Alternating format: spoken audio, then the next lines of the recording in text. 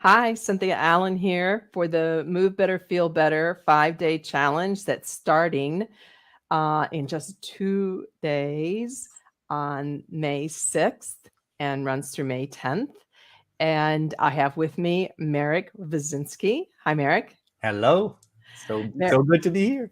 yeah, it's good to have you. Marek is a physical therapist and also owns it's called New York. No, it's called Physical Therapy and Feldenkrais, New York City. Is that correct? NYC, yes. NYC. Feldenkrais NYC.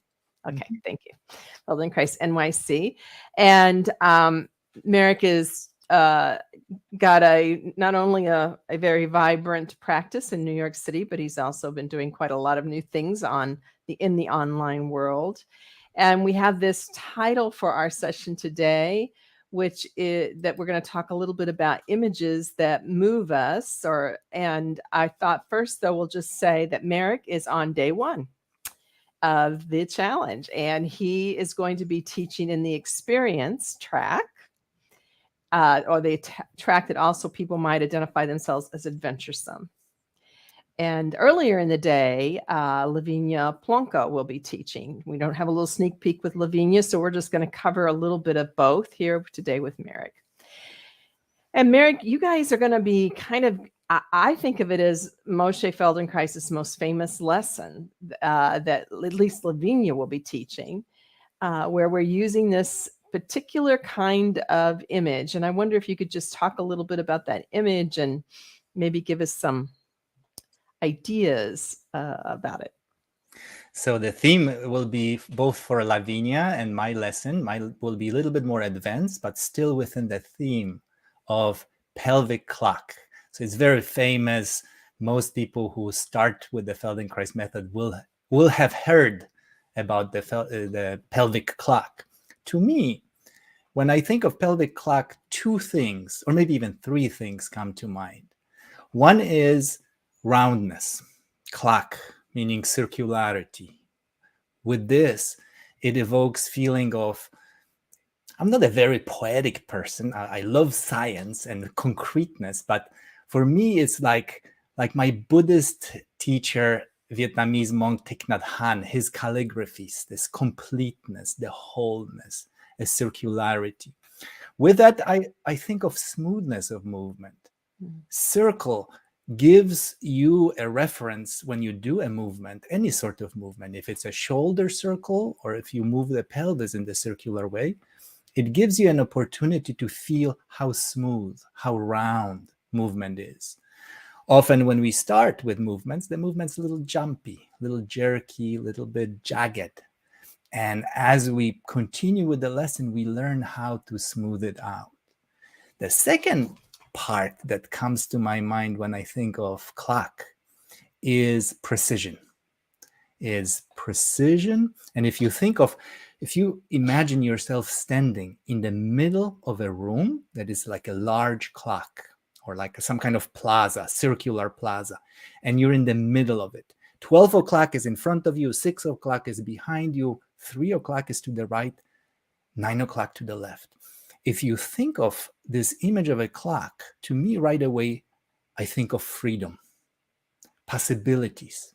And one of the wonderful things that Dr. Feldenkrais, the definitions of good posture by Dr. Feldenkrais, was a state from where you can move in any direction without preparation, without hesitation, that you're ready to move. So clock to me is just this phenomenal image of, can I move this way and backward and diagonally across? Can I be in a place where I'm really in good posture, this potent state? So these two things. And of course, clock means time. Your theme, that wonderful theme that you created, slow is new fast, right? So clock means also timing. So opportunities for us to work with our internal clock. So often we are in such rush. Our thoughts are in constant rush, spinning one thought after another. Slowing down, bringing ourselves back to a peaceful state. So these three images come to my mind when I think of clock. Mm-hmm. Yeah, I mean, there's a kind of concreteness to a clock, isn't there? There's a kind of concreteness to it, like and of course, a clock that was that ticked irregularly would not keep good time, right? Mhm. And so, of course, we're not talking about keeping time exactly with the movement. But we are talking about this, as you said, this capacity to move in any direction, which means there has to be a kind of willingness within the system to go in any direction. It's not just the pelvis, is it? It turns out not to be just the pelvis at all. Absolutely, absolutely. My very first experience of the pelvic clock was kind of thinking locally that this lesson is about the pelvis, hip joints, and the lower back. And it took me some time to learn that to execute the lesson properly, you have to transfer movement throughout your whole skeleton. In fact, if you do it just in the lower back, it may not be a great lesson. It may actually force you to move in places where you move a lot, and those places are so often injured, like our bottom of the lumbar spine, L4, L5, L5S1. This is the most common place for disc herniations with spinal pathologies. So the lesson like this is an opportunity to shift away from the habitual place of movement. But that takes discipline, that takes ability to shift away from achievement point of view to process point of view, where it's not important how far I tilt my pelvis or how much I move, but it's important, can I move it with such a well coordinated action of my entire skeleton where the movement just flows. So I just put up a comment there. Deborah's kind of taking a little issue with you saying that you're not poetic. She says your lessons are poetry in progress, Marek. Thank you.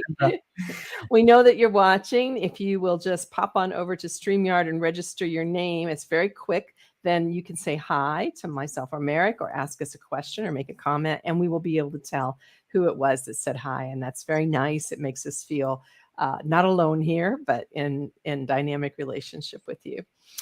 So, one of the things that I think starts out with a pelvic clock, of course, is it's because some people are going to be watching and listening and going, oh, yeah, I've done some version of that, whether they've even done it in Feldenkrais or not, because other works have kind of picked it up over time, have picked up their version of it over time. I've become more and more interested over time in the smaller clock. Like I've been bringing the clock way down, like, going from this big clock that I used to have when I was first to like down to maybe a saucer, or maybe just even, a really big watch. And that really changes the precision quite a lot. It changes also the sense of sort of strain to try to get somewhere where a part of my body can't quite go yet. I think of black belt in Feldenkrais method is when you start to learn from smaller and smaller movements. That in the beginning, we are all very ambitious. We kind of think like, if I did the movement a little bit bigger, it will be better for me, which is not true at all.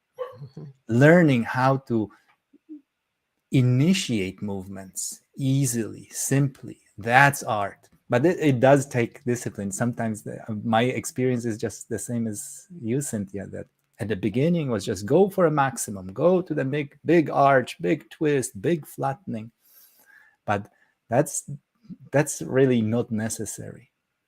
And also not even helpful. I think not even helpful for many of us. It was never helpful for me. I was where I would tend to get into trouble. So it's interesting how it can turn out I can get much more territory in this idea of mapping out this precision by going quite a lot smaller.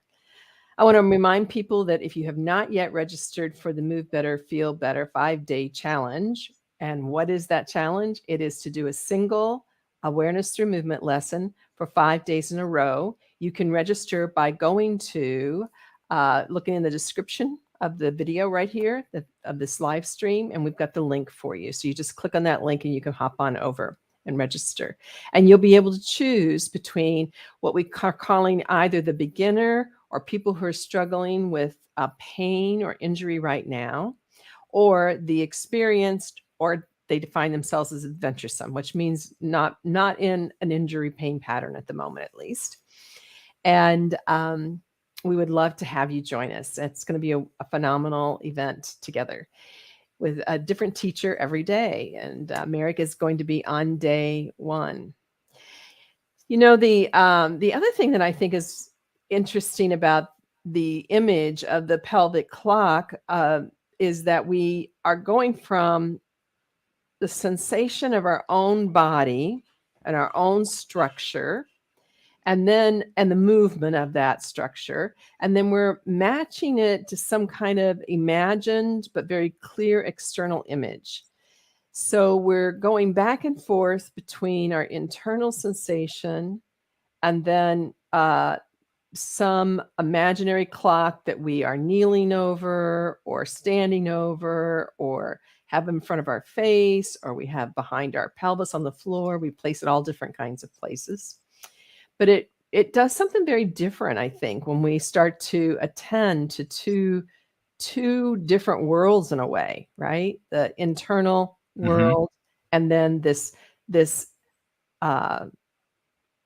object that we can reference in our minds quite clearly that's external. I think that the Feldenkrais method offers a richness. That's how we learn, richness of stimulation. And what you were saying, Cynthia, about that shift from internal to external is part of the strategy that Dr. Feldenkrais often used in his lessons to shift between different senses.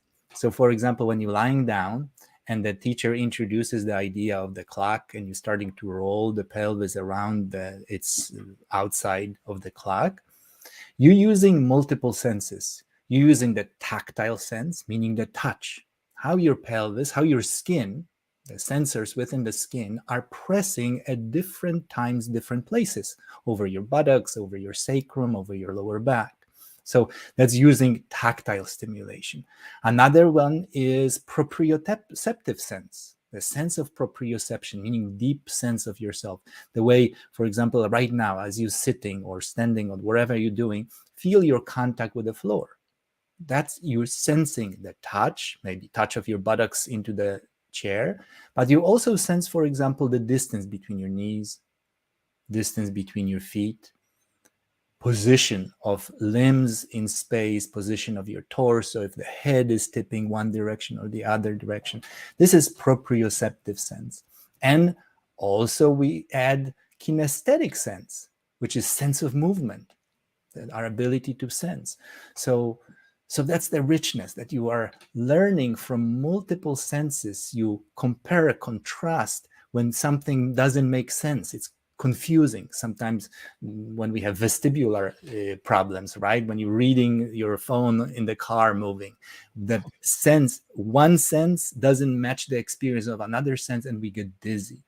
So part of learning to become better in movement, better with feeling better, is matching all of those senses, bringing them into more cohesive state when they harmonize with each other. I like that clarity that gives, because I think that's really important for so many of us, that we've got one or more systems that are a little out of sync. And then we experience that sort of feeling like we don't know where we're at in space, or we have a little dizziness or a little nausea that comes up at different times. And we can make it up with another sense that becomes so dominant that sometimes we become slave of that sense, that stop perceiving because we are so locked to one way. So Feldenkrais lessons give us the opportunity to, okay, I'm fine. After all, what's the big deal if I don't move perfectly? I can start to sense richer myself, environment.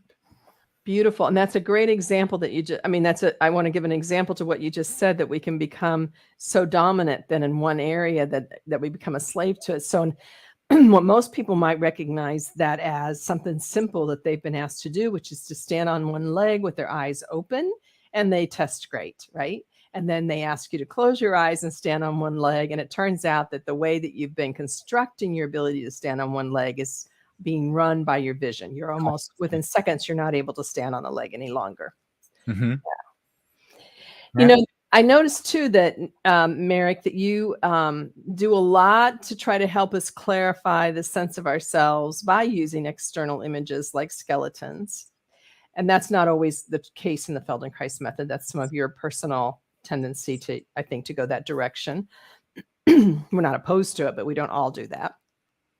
And then there's also this quality of in the Feldenkrais method, which is throughout the method, is for us to learn to feel our structures and sense our structures and the relationship of these shapes and how these shapes move in within ourselves.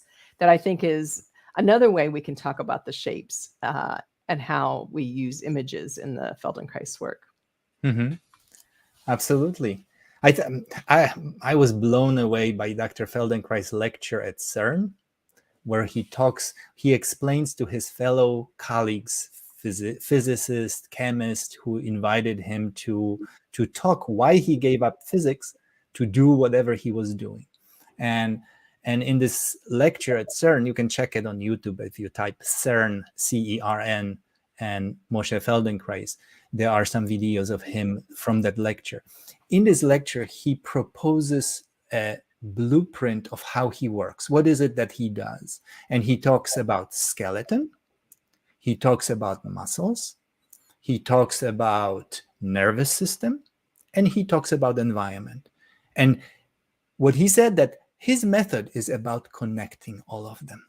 Environment, it could be social environment, familiar environment, but it also can be environment like gravity, like ground on chair is my environment right now, floor, my feet on the floor, this is my environment.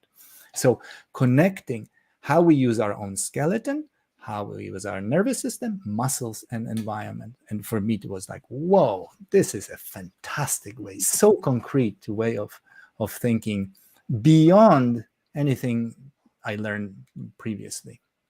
That's interesting. Very interesting. I think so many people from the outside looking in don't think of the Feldenkrais method as being concrete at all. They think of it as being kind of nebulous and maybe even unscientific. But that's certainly not my experience of it. I mean, there's many things that go on inside of us that we don't yet know how to explain all the time. But my experience of it is that it's an extremely concrete work in its own way. I really think it's the future of medicine and future of sports training and musical training and dance training, performance training. It's really, there is nothing alternative about the work of Dr. Feldenkrais. No, I don't think there is either. Well, I want to encourage people to sign up for the Move Better, Feel Better 5-day challenge. It starts in 2 days, and you can click on the description to see the link where you can sign up.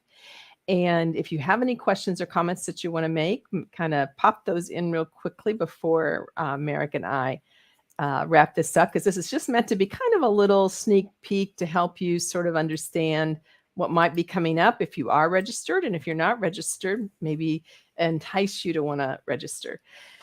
So in lessons like the pelvic clock, then things that people often will experience as results might include? Well, it's multifaceted. I use this lesson with people who have troubles with balance, who would love to improve their posture. Because if you think about our pelvis is the place where center of mass is. Your center of gravity, center of mass is somewhere in front of your sacrum. So therefore, the smallest amount of change you make within that region, the biggest bang for the buck you get. To control your balance from your hands or arms, you have to make big movements. People who have difficulty with balance often throw their arms out. But if you learn how to navigate that part of your body, you can make minute adjustments and you right yourself. So very much balance, very much posture. I would invite every athlete, dancer, musician who would like to perform better, because the better your posture, the less muscular tensions you need. You're not catching yourself from falling. You're staying in such a solid place. And our pelvis is the power center of that.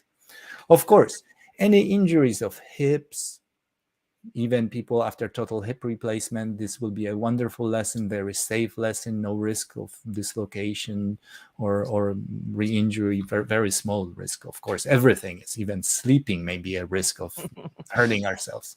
Yeah. But I wish to say you should be healed from your hip surgeries, not coming right after surgery. You should be discharged for movement.